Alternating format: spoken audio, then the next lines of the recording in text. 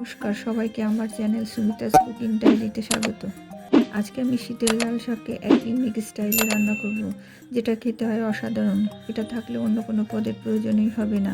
কিভাবে রান্না করি তার জন্য পুরো ভিডিওটা স্কিপ না করে দেখতে থাকুন।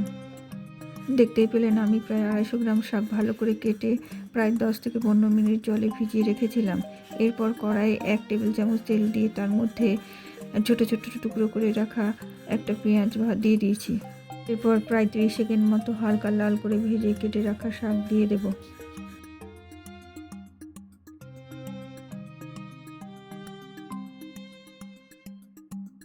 এরপর প্রায় 2 মিনিট ভালো করে ভেজে নিয়ে সামান্য হলুদ গুঁড়ো ও স্বাদ মতো লবণ দিয়ে দিতে হবে।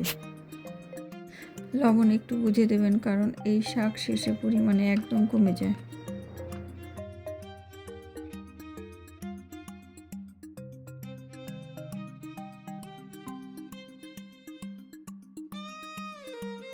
প্রায় 5 মিনিট পর দেখতেই পাচ্ছেন কতটা জল বেরিয়েছে এবং পরিমাণে শাক কতটা কমে গিয়েছে।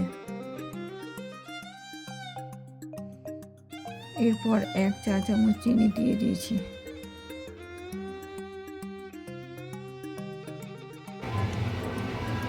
তারপর আগে থেকে বেটে রাখা পোস্ত শাকের মধ্যে দিয়ে দিতে হবে।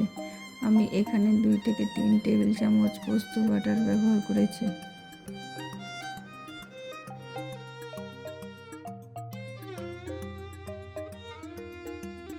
এরপর যতক্ষণ না জল শুকিয়ে হালকা কালার চেঞ্জ হচ্ছে ততক্ষণ রান্না করে নিতে হবে।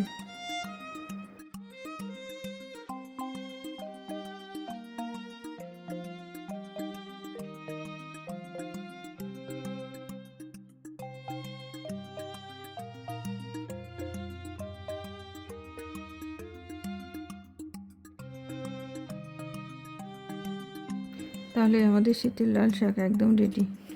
ভিডিও ভালো লাগলে like, share, comment and subscribe করে পাশে থাকা বেল আইকনটি প্রেস করতে ভুলবেন না।